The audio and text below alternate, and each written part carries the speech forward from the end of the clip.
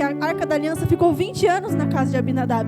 20 anos, e na Bíblia não relata nada que aconteceu com a presença da Arca de Deus lá.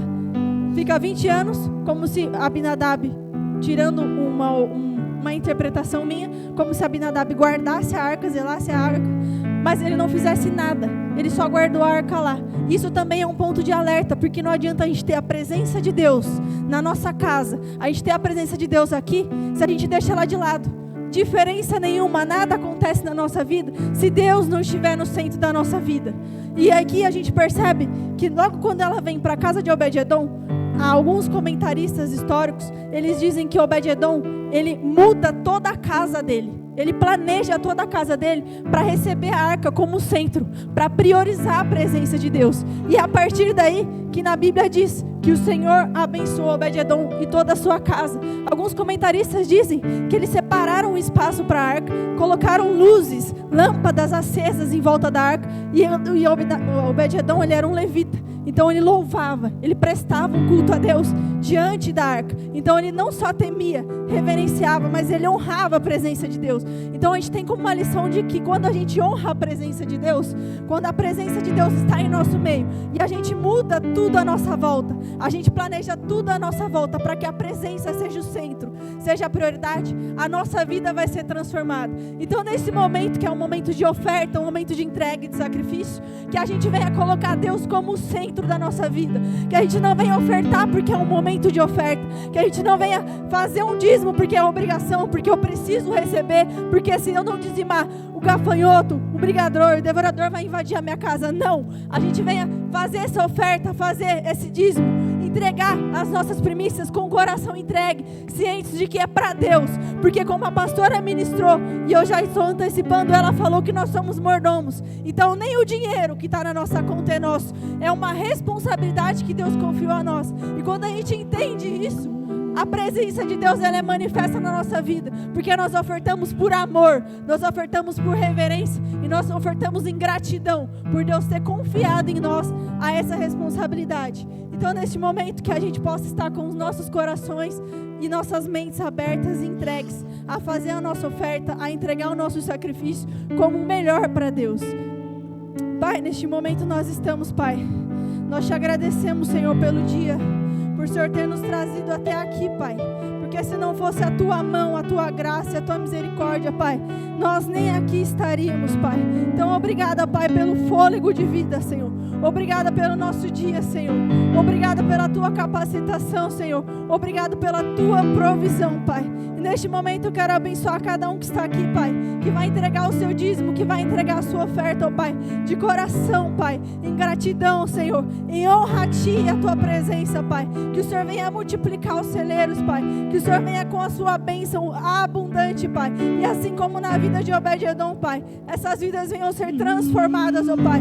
E que o Senhor venha ser, ó Pai, o sinal, e que elas possam testemunhar, Pai, das bênçãos que virão sobre a vida delas, Senhor. Não como uma barganha, Pai, mas pelo coração entregue, Pai. Então sonda neste momento cada coração, Senhor. Que o Senhor possa ser a nossa prioridade verdadeira, Pai. Que tudo que nós vamos fazer, Pai, o Senhor esteja no centro, o Senhor esteja na prioridade, Pai. Então em nome de Jesus, Senhor, abençoa cada vida que aqui está, Senhor. Cada coração que está rendido a Ti, Pai. Que eles possam, Pai, colher, ó Pai, 60, 70, 100 vezes mais do que eles entregarem diante de Ti, Senhor. Em nome de Jesus, ó Pai, é o que eu te peço e desde já te agradeço, Senhor. Amém. Irmãos, podem ofertar.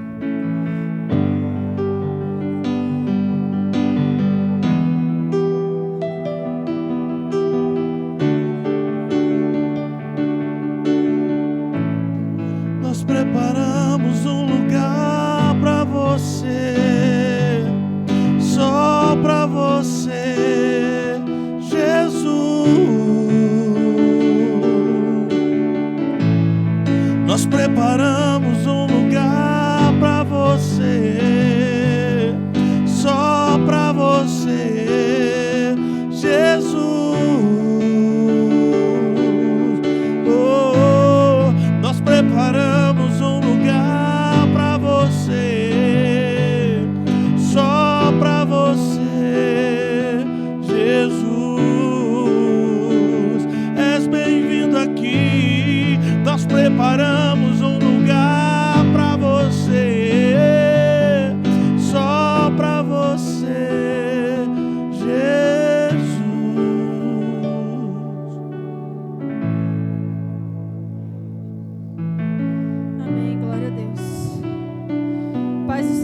novamente, boa noite. Primeiramente, eu queria agradecer a Deus e agradecer também aos pastores pela confiança, porque eu sei o quão é grande a responsabilidade da gente estar aqui ministrando a palavra de Deus, e é com temor e com muito respeito e muita responsabilidade que eu vou ministrar para vocês essa noite.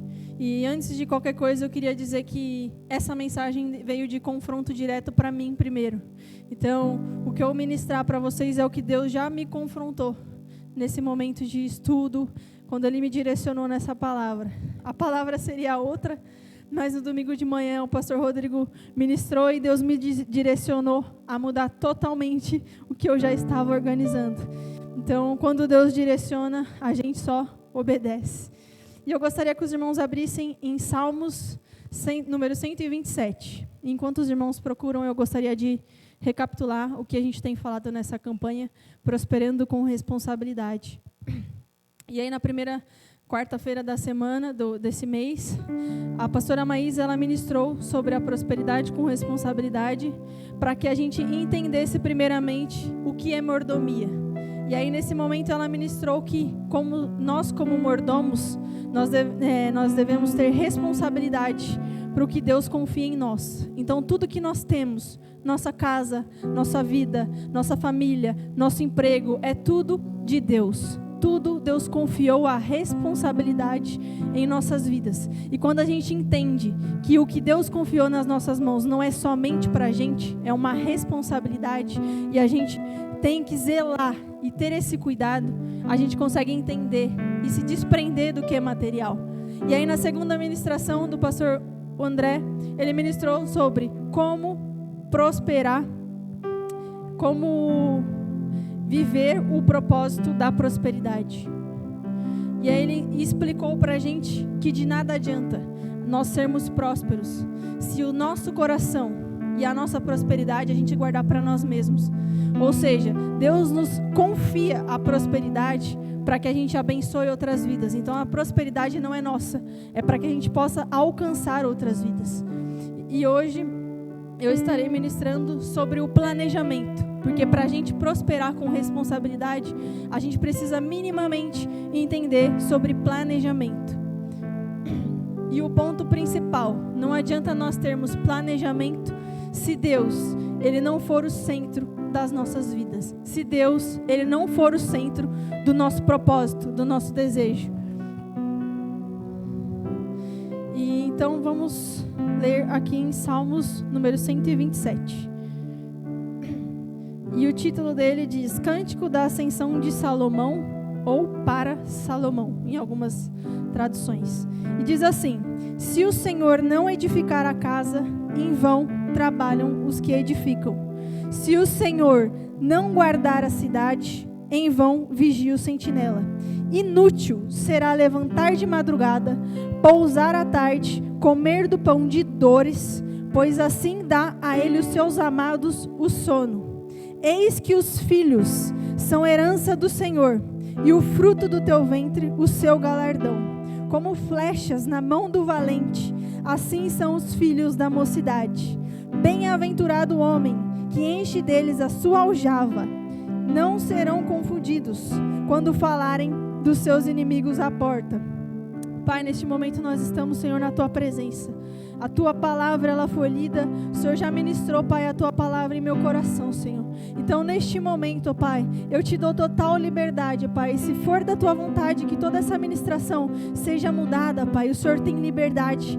Tu és bem-vindo neste lugar, ó Pai. E neste momento eu Te peço, ó Pai, para que todos nós que aqui estamos, Senhor, nós possamos estar com o coração entregues a Ti, Pai. Que toda distração, Pai, caia por terra, Pai. Que todo impedimento, Senhor, que toda preocupação nesse momento, ó Pai, ela se dissipe, ó Pai, para que as pessoas possam entender, Pai, da Tua palavra, Senhor. Então, neste momento eu Te peço, ó Pai, que o Senhor envie os Seus anjos ministradores, ó Pai, os Seus anjos guerreiros, ó Pai, para que toda a palavra do Senhor não seja jogada fora, ó Pai, mas que as pessoas possam ouvir, Pai. Cada um dos Teus filhos aqui ouçam a Tua palavra, ó Pai. Guardem nos seus corações, coloquem em prática, ó Pai, para que elas vejam a transformação do Senhor na vida delas, Senhor. Então, em nome de Jesus, Pai, fala aos nossos corações, Pai. Eu te peço perdão, Senhor, pelas minhas falhas, pelas minhas limitações, pelos meus erros, ó Pai. Mas que o Senhor tenha misericórdia, Senhor, da minha vida e das nossas vidas, Senhor. E nos direcione, ó Pai, ao caminho, ao propósito que o Senhor tem para as nossas vidas, Senhor. Em nome de Jesus nós te agradecemos, Pai. Amém. Irmãos, para a gente entender um pouco sobre o planejamento, eu gostaria de falar sobre o planejamento no mundo moderno, hoje em dia, que é algo que eu acredito que todos aqui entendam. Então, no planejamento básico moderno, são 3 pontos principais: objetivos, metas e resultados. Objetivo: aonde eu quero chegar? Qual é o meu projeto? Aonde eu quero chegar? Quais são os meus sonhos? Metas: como eu vou realizar esses objetivos? Como eu vou fazer? Qual é o processo que eu vou ter que trilhar? As etapas que eu vou ter que organizar para que os meus objetivos sejam realizados? E o resultado, que é a consequência. Então, como que eu vou fazer? Quais vão ser as ações que eu vou precisar tomar a partir dos objetivos, a partir das etapas, dos processos que eu já percebi que eu vou ter que trilhar? Esse é um conjunto mínimo de uma vida intencional que tem um direcionamento. Eu tenho a minha vida, eu tenho a minha família e eu quero chegar a este ponto. Isso é o básico que nós conhecemos hoje. E o grande problema é que muitas vezes nós não conseguimos ter nem o básico. A gente não consegue nem ter os nossos sonhos, a gente não consegue ter metas, a gente não consegue ter objetivos. E a gente percebe, como muitas vezes a gente diz, quem não sabe aonde quer chegar, qualquer lugar serve. Então, é importante que a gente tenha metas, sonhos, objetivos. Isso é fundamental. E com isso, eu gostaria de fazer uma reflexão básica aqui para todos nós, que é uma reflexão que eu também me fiz.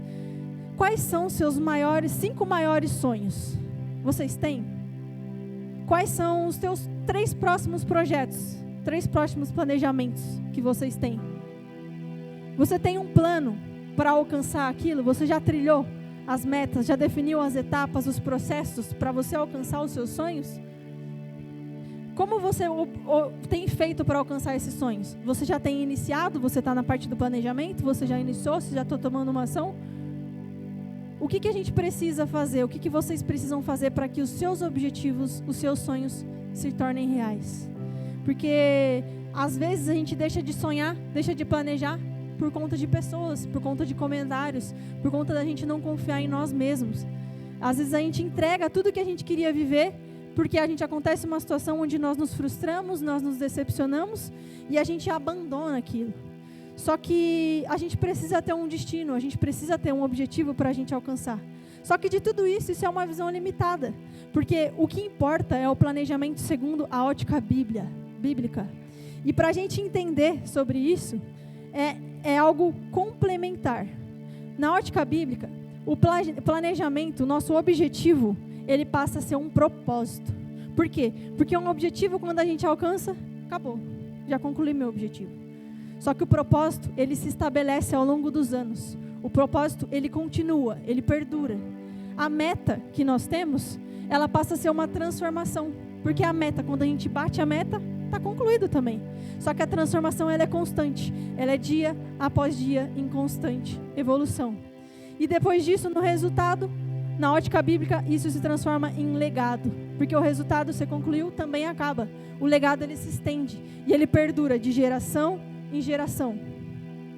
E muitas vezes, a gente vê os nossos sonhos, os nossos objetivos e a gente entrega. Só que nessa noite, Deus quer transformar os seus sonhos. Se você em algum momento, você enterrou os seus sonhos, por você não acreditar, por você ouvir palavras contrárias, por você ter ouvido situações e achado impossível, Deus está aqui nessa noite para restaurar os seus sonhos. Deus está aqui nessa noite para Ele mudar os seus prazos, para Ele te ajudar a organizar suas metas, seus objetivos, para que você não só tenha metas, mas que você transforme vidas e tenha a sua vida transformada a partir do momento que você é direcionado por Deus. Deus está aqui e Ele pode multiplicar e transformar os resultados que vocês têm tido essa noite. E Deus quer fazer isso.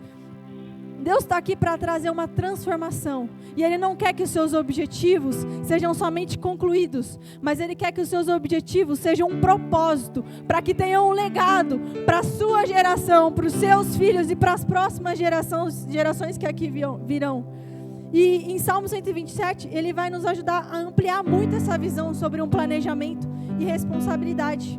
Esse salmo que a gente acabou de ler, dentro da história de Israel, ele revela dois personagens importantes, que é Davi e Salomão. E aqui no título diz que a ascensão é o cântico da ascensão de Salomão ou para Salomão. Então, no contexto hebraico, é Lis Shilomon. Esse Lis pode ser tanto de Salomão quanto para Salomão. Então, tem muitos historiadores e muitos rabinos, muitos estudiosos que dizem que esse salmo, e a maioria deles pega que esse salmo é de Davi, escrevendo como uma orientação para o seu filho Salomão. E nessa época que esse salmo ele é composto, é o momento onde Salomão ele está para assumir o trono e ele também está com a missão de construir o templo de Israel.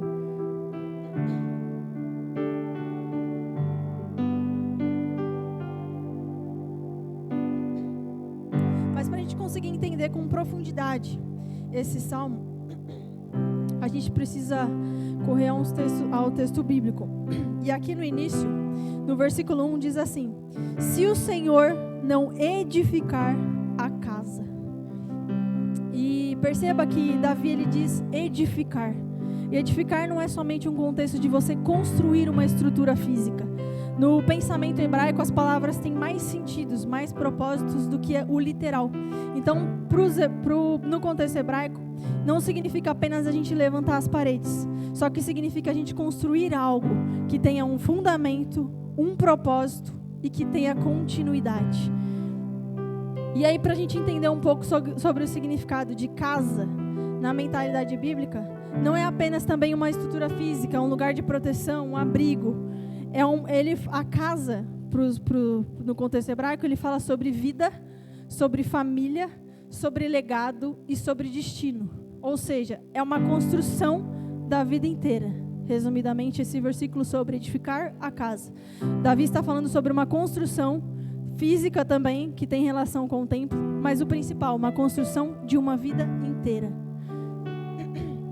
E entendendo um pouco como funciona uma construção, uma edificação, a gente sabe que antes da gente iniciar qualquer edificação, a gente precisa de um planejamento. Um exemplo, eu vou construir uma casa, eu preciso ver quantos cômodos vai ter a casa, aonde vai ser a casa, quantos metros quadrados ela vai ser. Então, é um planejamento para eu desenvolver, para eu ver a quantidade de materiais, para eu ver o que vai ser necessário para aquilo ser construído.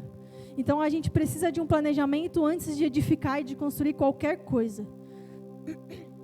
E aqui a gente vê como um princípio profundo, porque Deus, na criação do mundo, Ele não cria do nada. Ele também tem um planejamento. Ele planeja tudo antes dele construir.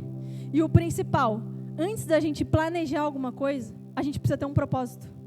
A gente precisa saber o que a gente vai construir e o porquê a gente vai construir. Então, o propósito de Deus na criação do mundo era se relacionar com o homem. Então, antes dele já criar o homem logo de cara, ele precisou do quê? De uma casa, de uma habitação para o homem. Então, se a gente começar a entender como Deus, Ele planeja a edificação de uma casa, a gente já tem esse princípio que é lindo logo em Gênesis. Antes da criação do mundo, Deus Ele planeja. Ele não cria coisas de forma aleatória, tipo, eu vou fazer o homem, pensei e executei. Não, Ele planeja, Ele organiza. Com Deus, irmãos, existe ordem.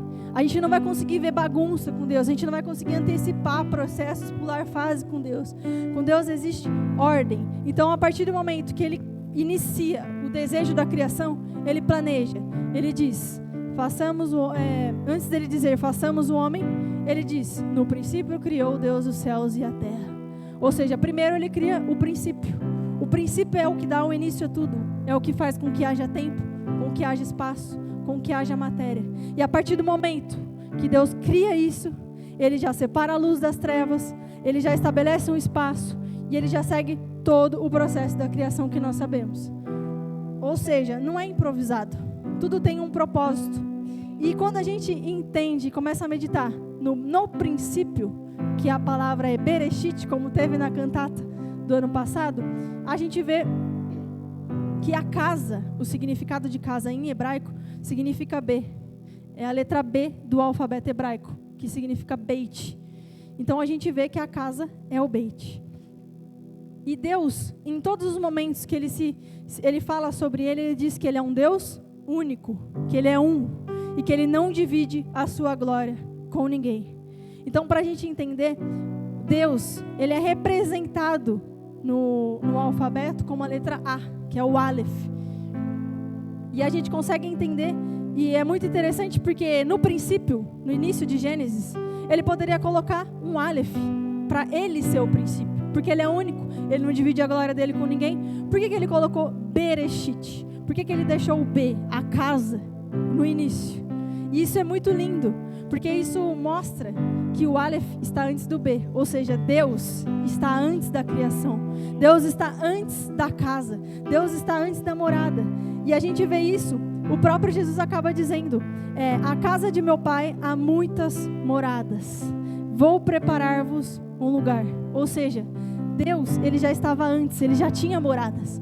Então, nesse contexto, ele deixou a casa por quê? Porque era o lugar onde ele ia colocar o ser humano, que era com quem ele queria se relacionar.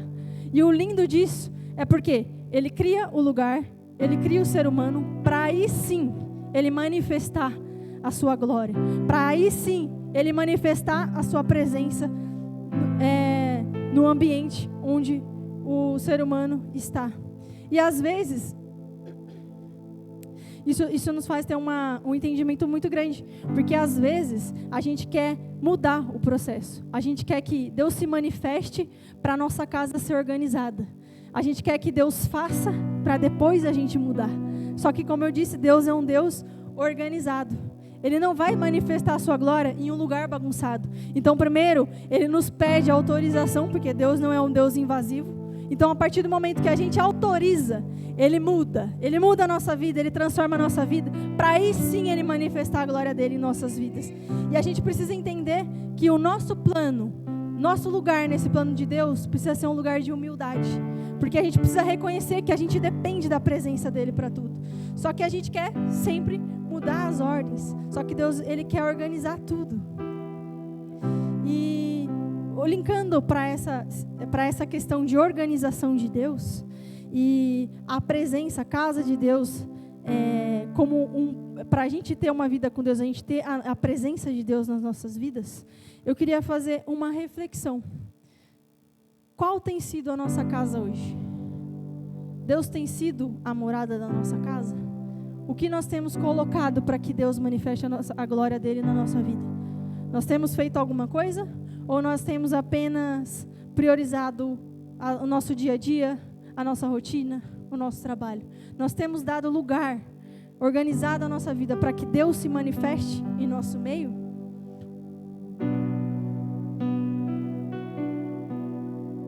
E no início é muito lindo, a gente consegue ver, porque Deus não se manifesta em lugar bagunçado, porque quando as coisas estão fora do plano de Deus, o que permanece são as trevas, são a desordem, são a morte, é a morte. Quando Deus vem, ele transforma as trevas em luz, o caos ele transforma em ordem, a morte ele passa a transformar em vida. Então, quando Deus ele está presente, a nossa vida é estabelecida em abundância, nossa vida ela é transformada. E para nós, se nós quisermos prosperar com responsabilidade, a gente precisa entender que vale a pena viver os planos de Deus e não os nossos. Quando a gente olha na Bíblia Sagrada, a gente vai aprender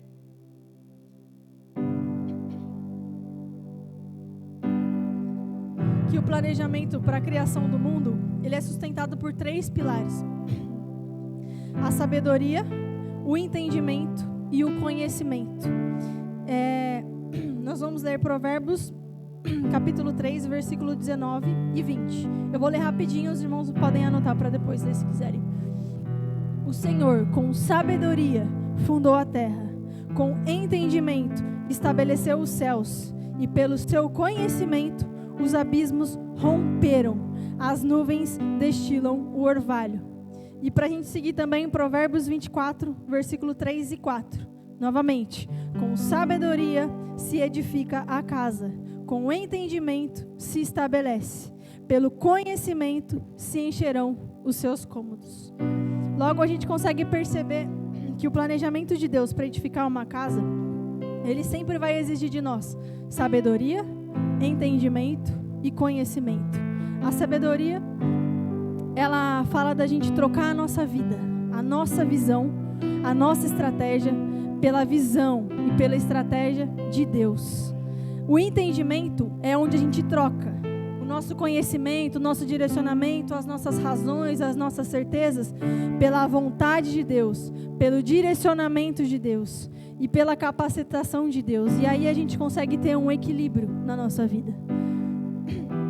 E o conhecimento é quando a gente troca as nossas experiências, as nossas práticas, as nossas execuções pela experiência de Deus, pela prática de Deus e pelas execuções de Deus. E quando a gente coloca Deus como a troca, não sou eu, mas é Ele que transforma, é Ele que faz através da minha vida, a gente consegue entender que as coisas começam a fluir nas nossas vidas. Ou seja, sabedoria, entendimento e conhecimento. Primeiro nasce a ideia do coração de Deus, que é a sabedoria, é a visão. Depois nasce essa ideia, essa visão, ela ganha estrutura, que é o entendimento. E depois vira a execução, que é o conhecimento. Então, se você permitir hoje Deus visualizar a sua vida, o seu interior, a sua estrutura, porque aqui, em Provérbios, capítulo 1, diz que com sabedoria fundou a terra.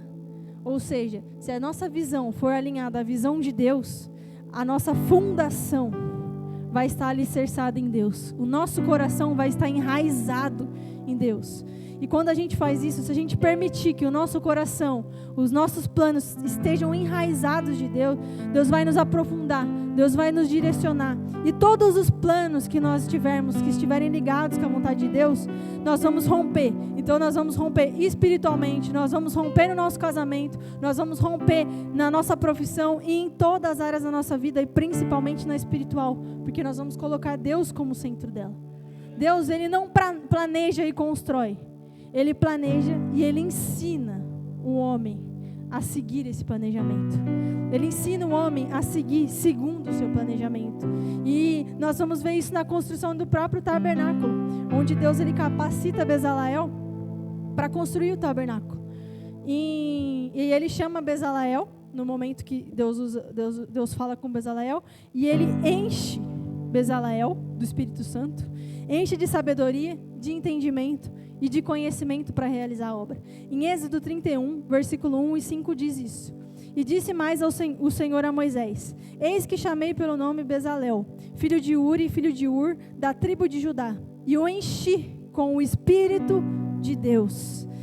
Enchi de sabedoria, de entendimento, de conhecimento, em todo artifício, para elaborar desenhos, trabalhar em ouro, prata e bronze, para lapidação de pedras de engaste, para entalhos de madeira e para toda obra de artífice. Ou seja, Deus não apenas Ele deu a ordem para construir, Ele também deu o conhecimento, Ele capacitou da mesma estrutura de sabedoria que Ele mesmo usou na criação. Sabedoria, conhecimento e entendimento. E isso mostra pra gente algo muito importante. Quando Deus, Ele está no centro da construção, quando Ele está no princípio da construção, Ele não apenas dá o propósito de planejamento, Ele cuida de tudo, Ele organiza tudo. E Ele também libera a estratégia, a direção e a capacidade de execução de tudo isso. Só que o nosso problema é que muitas vezes a gente tenta construir com a nossa própria mão, com a nossa própria força, sem estar de acordo com os planos de Deus. E quando a gente constrói isso, a gente constrói uma carreira sem direção, a gente constrói uns relacionamentos sem os princípios, e a gente constrói projetos sem propósito. E depois a gente acaba perguntando por que nós estamos tão cansados, tão sobrecarregados e nada flui na nossa vida. Só que isso é um sintoma que a gente precisa entender. Porque quando Deus, Ele deseja que a gente prospere com responsabilidade, a gente precisa entender que os nossos planos, as nossas vontades precisam estar alinhadas. Talvez hoje você exatamente esteja vivendo isso. Muito esforço, muito movimento, muita responsabilidade. Só que você tem pouca paz, porque você não consegue descansar no Senhor, porque você dorme pensando nas coisas que você precisa fazer no dia seguinte, porque você dorme pensando num problema que você ainda não conseguiu resolver. Porque quando os nossos planos eles não estão alinhados à vontade de Deus, tudo se transforma em um esforço constante. E Deus, Ele quer sustentar algo. E para que Deus sustente toda a nossa vida, a gente precisa estar fundamentados espiritualmente. E a gente pode ver a vida de Davi como um exemplo de submissão ao propósito. Davi, ele tem a consciência de todas essas coisas. Ele tem Deus como prioridade. Ele viveu experiências, desobediências que o afastaram da presença de Deus e o fizeram pagar um preço muito grande. Só que como Davi mesmo disse, nada importa, de nada adianta minha riqueza, meu reino, minha prosperidade, se eu não tiver a sua presença. Então Davi, mesmo ele errando, ele sabia que o foco principal e a prioridade dele precisava ser a presença. Porque ele errou, mas se a presença não se afastasse dele, ele poderia perder tudo. Mas Deus restituiria, porque a presença de Deus é quem tinha o poder de transformar os ambientes. Então Davi, ele se tornou um rei segundo o coração de Deus, por quê? Porque ele não se importava com bens materiais, ele não se importava com como ele iria viver, ele não se importava com o poder, ele queria pelejar pelo Senhor, ele queria a presença do Senhor. E a partir do momento que o nosso coração, ele está voltado à presença de Deus, não a coisas materiais, tudo se transforma. E nós passamos a ser filhos segundo o coração de Deus. E Davi, ele tentou, era o sonho de Davi construir o templo. Ele queria a presença, ele queria tanto a presença que ele já logo queria construir. Só que como um preço pelo pecado dele, Deus disse, não, suas mãos têm sangue. Então era um desejo de Davi construir um templo para honrar a Deus. Só que mesmo sendo um desejo legítimo, Deus disse, não. E agora, pensa comigo, quantos de nós, se tivéssemos um desejo, um sonho legítimo, para honrar o nome de Deus, e nós quiséssemos fazer, e Deus nos falasse não, quantos de nós nos frustraríamos? Quantos de nós tentaríamos dar um jeitinho? Deus, mas por favor, vai, me permite. Quantos de nós iríamos querer antecipar as coisas e seguir a nossa vontade, porque, querendo ou não, eu vou honrar a Deus? Eu quero honrar a Deus.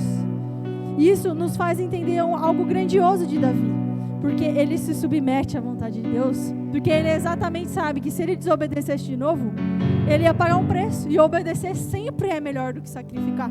Então ele honra a Deus mesmo assim. Ele não poderia construir, só que ele faz algo lindo.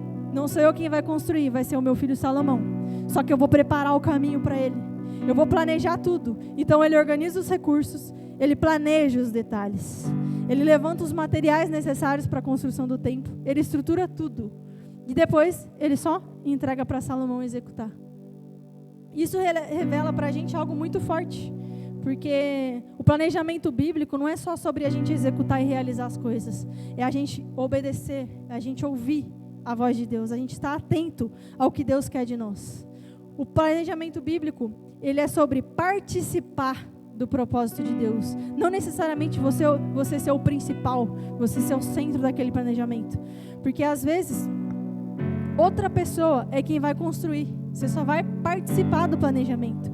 E isso nos traz uma mentalidade de maturidade espiritual. E a gente entender que o que importa é que a obra de Deus aconteça. Independente se eu vou estar construindo, se eu vou estar planejando, se eu vou estar intercedendo, se eu vou estar executando. A gente entender que a obra de Deus ela não pode parar. Que a nossa vida não pode parar. Porque Deus estando no centro, tudo flui. Só que hoje a gente quer sempre um reconhecimento imediato. A gente quer fazer para a gente mostrar que foi a gente que fez. A gente quer construir para que as coisas levem o nosso nome. Eu quero a minha empresa, eu quero que tenha o meu nome lá na empresa. Eu quero a minha empresa, eu quero que ela seja a melhor empresa do mundo. E a minha prioridade é, quando eu morrer, essa empresa vai seguir e vai levar o meu nome. Só que não é isso que Deus espera de nós. Não é assim que o reino de Deus funciona. Não é assim que as nossas vidas funcionam. O reino de Deus é diferente. Nós plantamos e às vezes outra geração vai colher. O que nós estamos plantando hoje, talvez os nossos filhos vão colher. Talvez os filhos dos nossos filhos vão colher. E a gente precisa ter esse entendimento. Nós não podemos ser egoístas de querer plantar e já colher agora. A gente precisa entender que o propósito de Deus precisa se realizar em nossas vidas. E isso não vai diminuir a nossa importância na obra de Deus, no reino de Deus. Porque nós seremos peças fundamentais para que as coisas aconteçam. E aí, indo para o versículo 2, que diz assim: é inútil levantar cedo e dormir tarde, comendo pão de dores, pois assim ele dá aos seus amados enquanto dorme. Esse verso, ele não está condenando o trabalho, gente. Ele não está falando que não é para trabalhar. Mas a Bíblia mesmo, ela valoriza o trabalho. Ela valoriza a nossa disciplina. Só que o problema é quando a gente usa o trabalho como uma justificativa. Quando a gente usa o trabalho como o centro das nossas vidas, como a prioridade das nossas vidas. É quando a gente se desconecta da direção de Deus por conta do trabalho, por conta das situações. E na linguagem hebraica, essa expressão pão de dores, ela descreve algo muito específico. É como se fosse um alimento produzido por uma vida consumida por preocupação, ansiedade e esforço emocional constante. A pessoa, ela trabalha muito, só que ela vive angustiada. Ela corre atrás dos resultados, mas às vezes nada acontece. Ela nunca consegue encontrar um descanso na sua vida.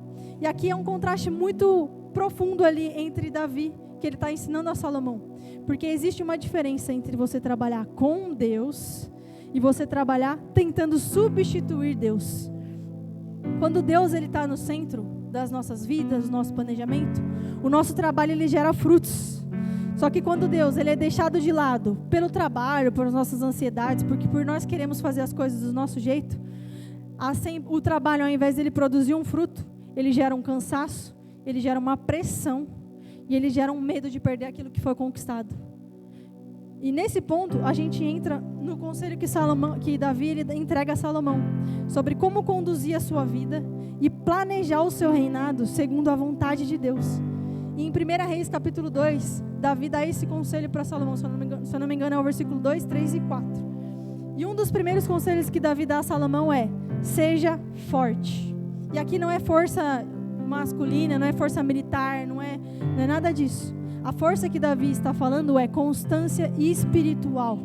É um planejamento que exige uma força interior para a gente permanecer no que Deus nos falou. Mesmo quando as circunstâncias elas nos pressionam para uma outra direção. Ser forte seja constante. Isso a gente pode ver em 3 áreas da nossa vida. A gente precisa ser forte espiritualmente, forte emocionalmente e forte comportamentalmente. Ser forte espiritualmente significa buscar a Deus mesmo quando a rotina aperta, mesmo tendo serviços, mesmo tendo muitas coisas. A gente precisa ter um tempo para Deus. A gente não pode abrir mão de um tempo com Deus, de uma vida com Deus, por uma rotina apertada, por uma rotina sufocada pelo trabalho. E a gente precisa ser forte emocionalmente. E esse forte emocionalmente não significa que a gente não deve abandonar os nossos princípios por pressões. Mas eu estou com uma pressão no trabalho, eu preciso fazer tal coisa que fere os meus princípios, mas se eu não fizer eu vou ser demitida. Seja demitida, mas não rompa os seus princípios. Nós precisamos ser fortes emocionalmente para que os nossos princípios, os princípios de Deus, não sejam feridos. E a gente precisa ser forte no comportamento, e aqui eu acho que é um dos pontos mais difíceis, além do espiritual, é a gente manter a disciplina e a constância. Porque muitas vezes a gente tem boas ideias para as nossas vidas, para o nosso planejamento, para a obra de Deus. Só que a gente não consegue ser constante, a gente não consegue ser perseverante. E quando começam os desafios, as mudanças, a gente acaba abandonando. A gente abandona sempre na primeira dificuldade. E aí vem uma questão, a gente quer prosperar, só que a gente não consegue superar os processos e sustentar os processos para a gente adquirir uma prosperidade, para a gente adquirir uma vida com Deus. O planejamento, segundo o coração de Deus, ele exige uma constância ao longo do tempo. Quantas vezes a gente já começou alguma coisa que Deus às vezes colocou no nosso coração e a gente desistiu, porque aos nossos olhos ficou difícil, ou porque a gente não se achou capaz, porque a gente não achou que a gente conseguiria suportar o processo. Quantos sonhos nós interrompemos, nós engavetamos, não por falta de capacidade, mas porque alguém falou alguma coisa que nos feriu, por a nossa própria insegurança. Porque a prosperidade responsável, ela exige de nós uma força para a gente sustentar tudo que foi iniciado. Deus não quer que a gente inicie algo e a gente se encerre no meio do processo porque a gente não aguentou. Se Deus confiou algo em nós, Ele é poderoso para fazer infinitamente mais. Se Deus confiou algo a você, é porque Ele sabe que você é capaz. Deus não dá uma obra, Deus não dá um projeto maior do que a gente pode suportar. Só que a gente precisa ser constante, a gente precisa ser focado. E voltando para o segundo conselho, ele diz, seja homem. E aqui, o significado de ser homem significa assumir uma responsabilidade diante de Deus. Um homem no contexto, nessa questão de assumir a maturidade, a responsabilidade, ele precisa adquirir e viver uma maturidade espiritual. Ele precisa assumir as suas decisões conscientes, ele precisa estar direcionado por Deus. E aqui são 3 práticas importantes. Primeiro, a gente precisa, antes de qualquer planejamento, antes de qualquer desejo, de qualquer projeto, buscar a direção de Deus antes de qualquer decisão. Deus, é da tua vontade? Deus, eu quero fazer isso. É isso que o Senhor quer que eu faça? Segundo momento, a gente precisa delegar as responsabilidades. A gente não pode ter uma ideia e querer executar e querer abraçar o mundo. Nós temos pessoas, Deus nos trouxe pessoas para a gente conviver com pessoas, para elas nos ajudarem a realizar. O sonho não é nosso, o projeto não é nosso, é de Deus. A obra é de Deus. Então por que eu quero guardar só para mim? Tem pessoas que vão nos ajudar a construir essa obra. E nós precisamos delegar essas responsabilidades. E o terceiro ponto é a gente avaliar constantemente. Porque Deus fala, esse projeto é meu. Só que em todo momento a gente precisa falar, Deus, eu ainda estou no seu caminho? Eu ainda estou na sua vontade? A gente não pode pegar um projeto e falar, amém, é da vontade de Deus e seguir fazendo adoidado como a gente acha. Não, em toda decisão nós precisamos pedir o alinhamento de Deus. Deus, eu ainda estou na sua vontade? Isso aqui é da sua vontade? Esse é um ponto principal para que a gente tenha uma vida de responsabilidade, de comprometimento e para a gente tenha uma vida de constância na vontade de Deus, na obra de Deus. E muitas vezes a gente faz o oposto. A gente toma decisões impulsivas. A gente tem uma situação, a gente quer resolver e a gente sim, toma uma decisão impulsiva. E eu vou dar um exemplo bem breve. Eu tenho orado para Deus para Ele tomar o controle de tudo. Em alguns momentos, quando chegava na parte financeira, eu queria pegar o controle para mim. E aí Deus, amorosamente, falou, filha, se você quer o controle para você, então fica com tudo. Ou você deixa tudo comigo, ou você pega tudo para você. E eu falei, tá bom, Deus. Então, a partir de agora, antes de qualquer situação de decisão financeira, eu vou consultar o Senhor. E amém. Logo que virou um ano, a nossa TV começou a dar problema. E aí o primeiro pensamento que eu falei com o André, amor, vamos comprar uma TV. Aí veio um estalo. É isso que Deus quer? Aí o que a gente fez? Nós fomos orar. Eu falei, Deus, se for da tua vontade que essa TV seja trocada, que ela continue quebrada. Mas se não for da sua vontade, que ela volte a funcionar até ela quebrar. Que aí quando ela quebrar eu vou entender que é para trocar. A gente orou junto. Ligamos a TV funcionou normal. Ficou 1 semana e meia, 2 semanas mais ou menos funcionando. Aí ela quebrou. Aí o que eu pensei? Eu vou comprar. Porque já quebrou, agora eu vou comprar outra. Aí me veio o ponto. Consulte novamente. Para ver se ainda é da vontade de Deus. E nós oramos e Deus me deu um insight. A gente já estava com a TV fora de garantia. Só que tinha um defeito crônico. Já tinha dado defeito 2, 3 vezes em 5 anos. E isso é um erro crônico da TV. E a gente tinha direitos. E aí eu fui, entrei na fabricante, solicitei os meus direitos. Aí ela cobrou mais da metade do valor para trocar o display da TV. E aí eu falei, amor, a gente vai ter que comprar outra TV. Aí eu peguei, continuei insistindo e está em avaliação. Ou seja, eu ainda não comprei uma TV, a TV ainda não está funcionando, só que eu estou na vontade de Deus. Porque se eu tomar uma decisão e Deus falar, e eu falar que eu vou comprar, e não for da vontade de Deus, eu sei que eu vou pagar um preço muito grande. Então obedecer é sempre melhor do que sacrificar. E isso é importante para a gente entender, porque muitas vezes a gente quer apressar as coisas, a gente quer resolver tudo sozinho. No meu primeiro momento, como eu fiz muitas vezes, eu tomava as decisões e depois sofria as consequências das decisões. Só que Deus não quer que a gente sofra consequências, Ele quer que a gente obedeça à vontade dEle. E às vezes a gente está vivendo assim, com muitas responsabilidades, querendo pegar tudo para a gente, resolver tudo sozinho. Isso se torna um peso e um fardo para a gente. Isso nos impede de ter uma visão ampla, de ter um tempo, de focar no que realmente importa, que é a presença de Deus. E aí, Davi vai para o segundo conselho para Salomão. E ele diz, não, e esse para mim é o principal, não abandone a lei de Deus. Aqui, para mim, é o fundamento de tudo, porque de nada adianta a gente ter uma vida constante, a gente estar bem espiritualmente, se em algum momento a gente abandonar a vontade de Deus e os direcionamentos de Deus. E Davi, ele direciona isso para que Salomão tivesse uma vida alinhada com a vontade de Deus. E esse sentido de não abandonar a lei de Deus não é tipo, é uma regra que eu vou precisar seguir, nossa, que chato, que não sei o quê. Não. A Bíblia ela não é um manual, ela não é uma regra, não é somente regras. Ela é um manual que o próprio construtor, que o Criador, Ele nos deu para que a gente adquirisse 100% do potencial que Ele colocou a nós. É como se a gente comprasse uma geladeira, a de última geração, como o pastor deu o exemplo da máquina de lavar, eu vou falar da geladeira. É como se a gente comprasse uma TV, uma geladeira de última geração, que tivesse a tela lá, que você consegue avaliar a validade do produto, quando vence, troca, e ele ainda te dá lá as receitas para você fazer com o que tem na geladeira. Aí eu tenho essa TV, tenho um manual para eu usar, só que eu deixo o manual de lado, desligo a tela da TV, da geladeira, e uso ela como uma geladeira normal. As coisas vão estragar, e a geladeira não vai atingir 100% do potencial dela, e não adianta a gente falar que a geladeira é ruim, porque a gente não quis ler o manual. Ou seja, a Bíblia está aqui, Deus tem nos direcionado tudo na nossa vida para extrair 100% do nosso potencial, do potencial que Deus colocou em nós para a gente cumprir o propósito dele, está aqui. A gente só não vai exercer 100% do potencial que Deus colocou em nós se a gente não se basear, se a gente não se fortalecer na palavra, que é o manual que Deus direcionou para nós. E aqui é onde a mensagem de Salmo se torna muito mais forte. Meu Deus, eu preciso agilizar. E se torna muito mais fácil, porque uma prosperidade sem um alinhamento, ela gera um peso, gera uma instabilidade. Muitas vezes a gente está enriquecendo e perdendo a paz.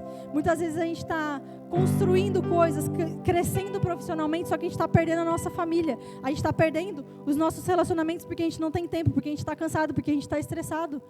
Quantas vezes a gente está preocupado com o nosso ministério e a gente acaba executando porque a gente sabe executar, só que a presença de Deus não está mais lá porque a gente não tem consultado a Deus. Deus, eu sei fazer isso, é desse jeito, mas é assim que o Senhor quer que eu faça ou o Senhor quer que eu faça de outro jeito? Às vezes a gente está fazendo porque a gente sabe fazer, e quando a gente faz isso, a gente está vazio, a gente está sem a presença de Deus, e o que Deus quer é o quê?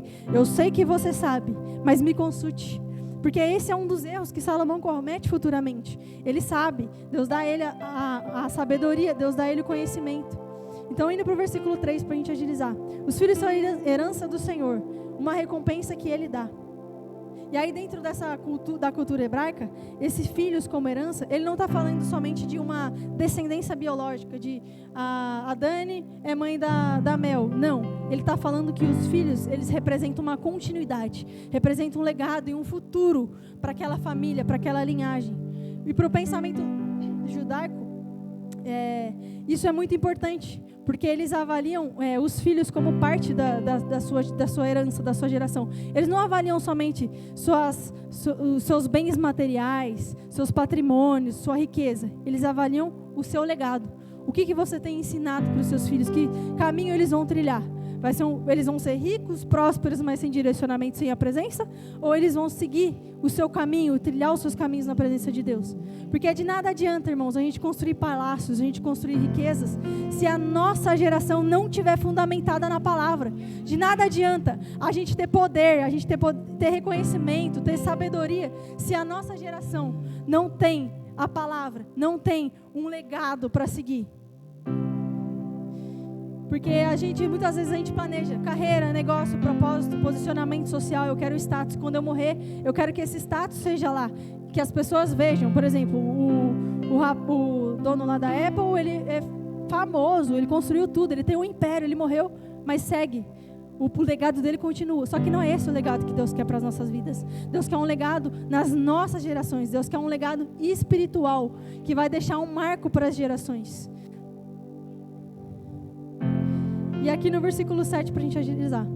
Como flechas na mão do guerreiro são os filhos nascidos na juventude. Em algumas versões, como flechas na mão do valente.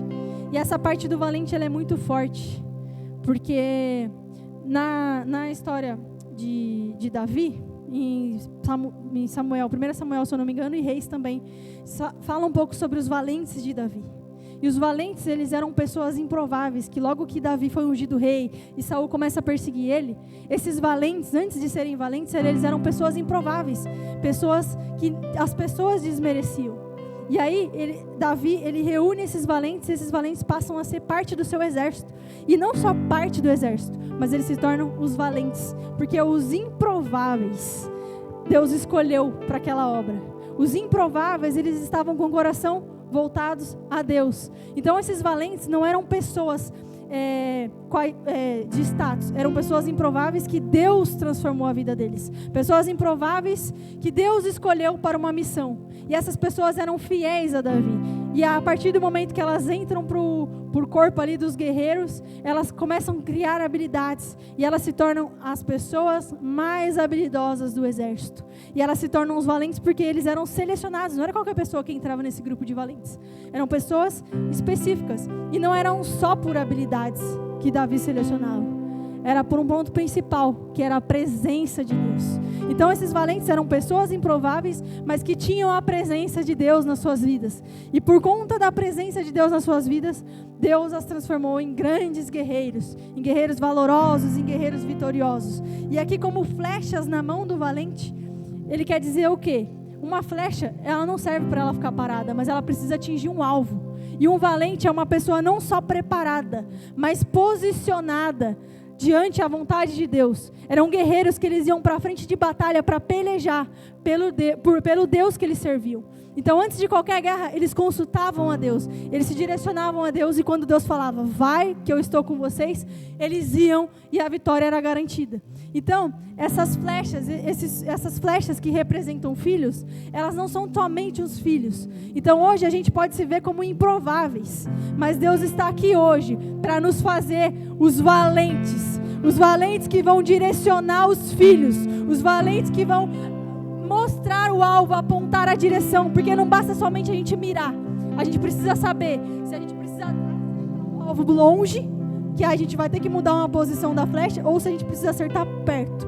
Então Deus vai dar essa direção, vai dar essa visão, e nós seremos os valentes que vamos direcionar os filhos, direcionar a geração. E esses filhos, esses valentes, essas flechas, também não se referem somente aos filhos, se referem aos nossos projetos, às nossas influências, aos ensinamentos que nós temos passado, aos testemunhos que nós temos dado, porque tudo que nós fazemos e falamos são flechas que estão alinhadas para o futuro. As nossas falas, os nossos direcionamentos têm sido flechas para garantir um legado, ou têm sido flechas que estão sem um posicionamento, sem uma visão, sem uma definição e sem um propósito. Porque quando as nossas flechas são lançadas sem uma direção, o propósito não é completo, o propósito, o alvo não é atingido. Então Deus quer que a gente se alinhe, que a gente reflita sobre quais são as flechas que nós temos lançado, aonde nós temos lançado e aonde elas devem alcançar. Se nós soubermos que nós somos improváveis, mas Deus é quem nos aperfeiçoa, Deus quem nos transforma, nós direcionaremos a nossa geração para um reinado, para uma vinda de legado, de conhecimento e de presença de Deus, que é o ponto principal. E aí Salomão, ele segue todo esse caminho, e o que entra em conflito em relação a Salomão é que ele, sabendo de todos esses conselhos que Davi deu para ele, ele se perdeu no caminho. Porque Davi, ele construiu um reino, construiu um império, ele era um guerreiro. Então ele deixou o reino estabilizado para Salomão. Salomão, ele busca o quê? Sabedoria. Ele se volta a Deus, ele pede por sabedoria, porque eu imagino a pressão que é ser um filho de um Davi, um rei segundo o coração de Deus, que construiu tudo aquilo. Então ele se volta a Deus e pede sabedoria. Só que a partir do momento que Deus dá a ele sabedoria, em algum momento ele se perde. Por quê? Porque ele começa a seguir contra as leis de Deus. Em Deuteronômio 17 tem 3 leis específicas que o rei não poderia fazer, que é acumular riquezas, acumular cavalos, que são alianças com outros reinos, e acumular casamentos. Salomão, ele teve 700 mulheres e 300 concubinas. Salomão acumulou muitas riquezas e fez muitas alianças. Então ele não era um guerreiro, só que ele fazia alianças políticas para manter o reino estável, para manter um reino de paz. E nesse momento que ele fazia as alianças políticas e fazia esses casamentos, entrava o quê? Novas religiões. Porque a aliança não era só um relacionamento matrimonial, era uma aliança política, era uma aliança econômica e era uma aliança de religião. Então entrou muita idolatria para o reino de Israel. O templo foi construído, só que a idolatria corrompeu o povo. A idolatria fez com que as pessoas se perdessem e saíssem da visão. E com isso, a gente precisa entender que de nada vale a gente construir tudo se em algum momento da nossa vida a sabedoria que Deus nos deu, e isso é muito lindo, porque na construção do tabernáculo, que Deus deu a sabedoria a Bezalel, Deus não deu somente a sabedoria, o entendimento e o conhecimento. Antes da sabedoria, do entendimento e do conhecimento, Deus soprou o Espírito dele. E a partir do momento que Salomão, ele se apegou na sabedoria, no entendimento e no conhecimento, e esqueceu o Espírito de Deus, a presença de Deus saiu de lá e foi aonde o reino dele foi dividido e foi quebrado. Porque logo após o reinado de Salomão, quando ele morre, o reino dele se divide. Ou seja, de nada adianta nós termos conhecimento, sabedoria, planejamento, se a presença de Deus não estiver nas nossas vidas. Se em algum momento a gente se perder, porque Salomão ele pediu sabedoria, Deus deu a ele sabedoria. Só que em algum momento ele falou, eu conheço, eu sou sábio demais. Então ele deixou de ouvir a voz de Deus e começou a confiar no seu próprio conhecimento. E aí uma reflexão, porque Salomão, ele lançou flechas na geração dele. E ele construiu um legado. O reino caiu, o templo se desfez. E a pergunta é, que flecha nós temos lançado para os nossos futuros? Que flecha? Nossos filhos estão sendo direcionados por Deus ou eles apenas estão sendo criados para eles viverem competindo no mundo moderno por cargos, por títulos, por empresas? A nossa vida ela tem formado discípulos ou apenas pessoas admiradoras ou bajuladoras? A gente está transmitindo fé quando a gente vive em tudo que a gente faz e confiança em Deus, ou a gente tem depositado pressão e expectativas e conflito em cima das pessoas? Porque prosperar com responsabilidade significa garantir que aquilo que a gente está construindo hoje não vai ser um peso, nem uma destruição para a próxima geração. E aqui no Salmo 127, versículo 5, só para a gente concluir, diz: feliz é o homem que enche deles a sua aljava, não será envergonhado quando enfrentar os inimigos à porta. E na cultura daquela época, os judeus, eles tinham o costume de tomar decisões políticas, fazer julgamentos e discutir, debater os estudos bíblicos na porta de entrada. E esse debater na porta, que ele diz aqui, felizes é o homem que enche deles a sua aljava. A aljava é onde guardava as flechas. Ele não será envergonhado ao enfrentar seus inimigos na porta. Ou seja, a sua geração, os seus filhos tendo conhecimento da palavra, eles não vão ser envergonhados ali na porta, porque eles são fundamentados, eles têm uma vida estável, segura e têm uma continuidade, porque têm uma vida alinhada com Deus. E aí mesmo toda a grandeza, Salomão ele vê o templo sendo destruído. Logo depois que Salomão morre, o templo, um século depois, ele é destruído. Porque o povo se afastou de Deus, a idolatria começou a se espalhar e os princípios da aliança foram abandonados. Logo Jerusalém foi invadida, teve a primeira invasão, o templo foi destruído e o povo foi levado para o exílio. Aí logo depois de alguns anos, o povo retorna do exílio e aí surge Esdras e Neemias para construir um novo templo. Só que a arca da presença de Deus, que estava no primeiro, já não estava no segundo. Ela havia sumido, ela havia se perdido. E isso, ela trouxe no povo um sentimento de algo mais importante. Eles perderam a arca da aliança. E a esperança das pessoas era que Deus faria uma restauração ainda maior. Porque o primeiro templo tinha arca, tinha presença, e o segundo não tinha a mesma coisa, não estava no mesmo nível ou ainda maior. Então a esperança do povo era que Deus viria e faria uma restauração completa, uma restauração maior. E aí é nesse momento que surge Jesus, porque Jesus ele vem para ser essa restauração. E em um momento dos estudos dele, dos ensinamentos, ele declara que aquele templo poderia ser destruído, o segundo templo poderia ser destruído. Só que em 3 dias ele reconstruiria o templo. E aí muitos não entendem, tipo assim, como assim reconstruir o templo em 3 dias? Só que Deus estava falando de algo muito profundo. Jesus, quando ele morre após os 3 dias, ele constrói um novo templo. O véu se rasga e o acesso se torna direto. Ou seja, nós tornamos o novo templo de Deus. Cada um de nós aqui é um templo onde Deus habita. Então não importa se o templo real, a edificação física foi destruída, porque Jesus veio como filho de Davi, aquele que iria restaurar a aliança do seu povo e aquele que iria tornar o templo de Deus e a habitação de Deus completa. Então Jesus ele vem e nos faz o seu templo. Jesus vem e nos torna a sua habitação. Então nós precisamos entender que quando a gente entende que a habitação somos nós, a vontade dele precisa ser feita, porque no templo a vontade dele era feita, e se a vontade dele não fosse feita, as pessoas responsáveis eram mortas. A reverência com Deus precisa ser a mesma. Deus tem habitado em nós como um templo ou Deus não está nesse templo? Nós precisamos refletir, porque se Deus habita em nós como seu templo, a ordem dele, o propósito dele precisa ser estabelecido em nossas vidas, ele precisa ser o fundamento. Para a gente prosperar com responsabilidade, a gente precisa colocar Deus no centro. Se nós somos a habitação, antes de planejar, a gente precisa buscar a direção.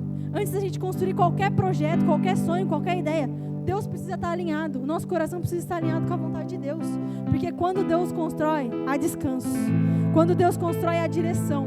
E quando Deus constrói, o legado, ele permanece, ele perpetua de geração em geração. Então, nesse momento, para finalizar, se você sentiu que algo dessa mensagem confrontou você, assim como confrontou a mim, eu quero te convidar essa noite a colocar a mão no seu coração. Os irmãos podem colocar em pé, por gentileza. Colocar a mão no seu coração, porque hoje é um dia de realinhamento. Hoje é um dia que Deus escolheu para realinhar as nossas vidas, para realinhar o propósito do nosso coração. E se porventura há algo nas nossas vidas que não esteja de acordo com a vontade de Deus, que nós possamos rever, que nós possamos buscar a direção e a vontade de Deus, porque hoje é um dia de reconstrução. Ele pode restaurar os fundamentos, Ele pode restaurar sonhos nessa noite, Ele pode reorganizar os caminhos que às vezes estão errados, que nós trilhamos.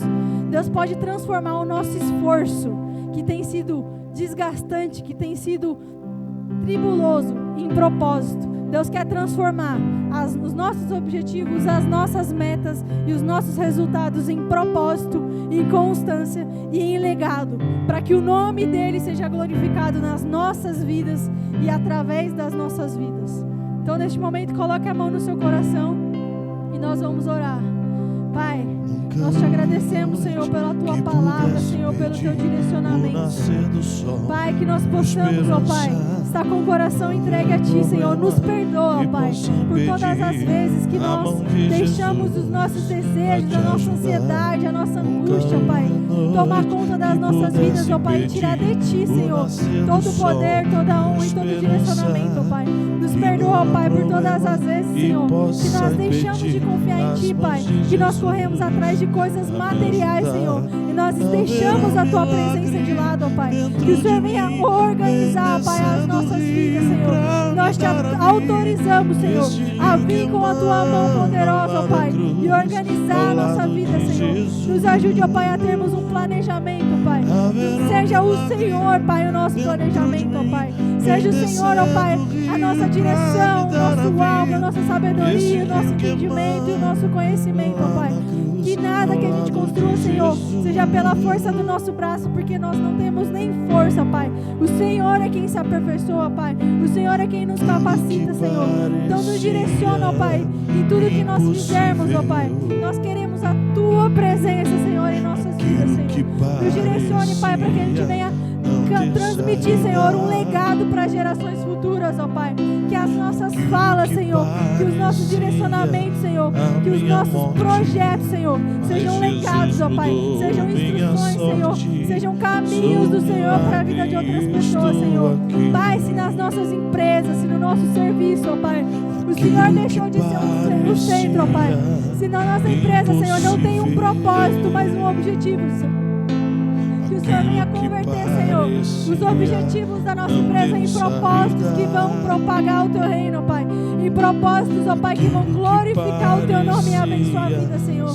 Que nós possamos ser Seus mordomos, ó Pai, e mordomos de excelência, Pai. Que nós possamos, ó Pai, cumprir o propósito da prosperidade, ó Pai, entendendo que nada é nosso e tudo é Teu, ó Pai. Tudo é para a Tua vontade, para abençoar a vida, Senhor. Para que o Teu reino venha propagar, Senhor. Para que o Teu reino venha permanecer, Senhor. E para que o Senhor venha ser tudo na nossa vida, Pai. Nós pedimos, ó Pai, que o Senhor nos ajude a planejarmos, Senhor. Nos ajude, ó Pai, a amarmos, ó Pai, buscar as Suas orientações e o Seu direcionamento, ó Pai. Que a Tua Bíblia seja o manual, ó Pai, que nós vamos seguir, ó Pai, a partir desse momento com intensidade, com constância, ó Pai, para a gente adquirir, Senhor, 100% do potencial que o Senhor colocou em nós para cumprirmos a Tua vontade, Pai. Que não seja, Pai, somente parte do manual que nós vamos cumprir, Senhor, mas que seja o manual por completo, ó Pai.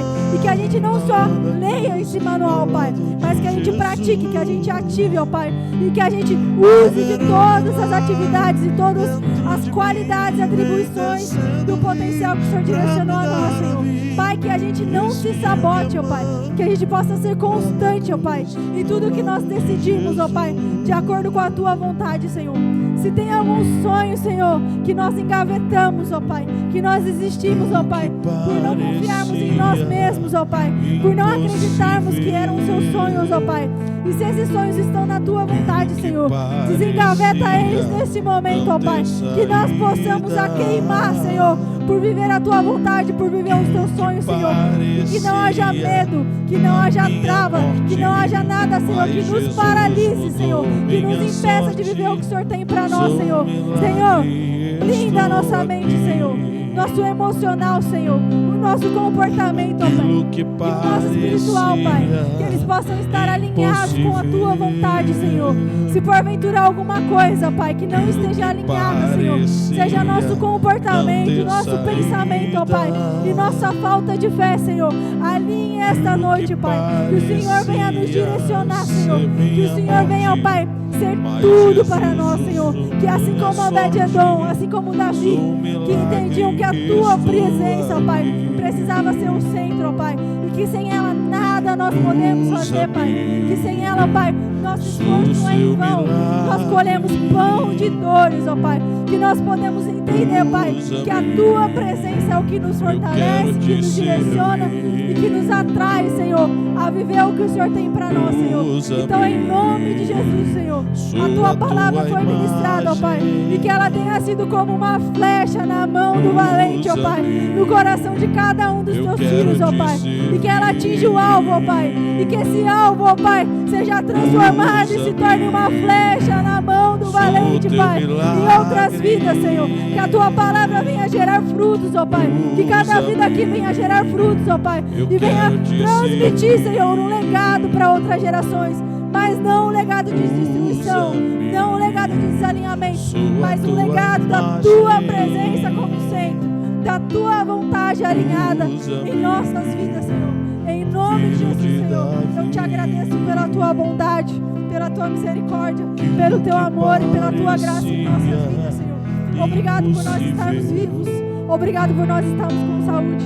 E obrigada, Pai, por o Senhor ter confiado a nós e investido a nós, Senhor. Mais um dia de vida, Pai. Que nós possamos valorizar cada dia, Pai. Cada investimento de vida que o Senhor colocou em nós, Senhor.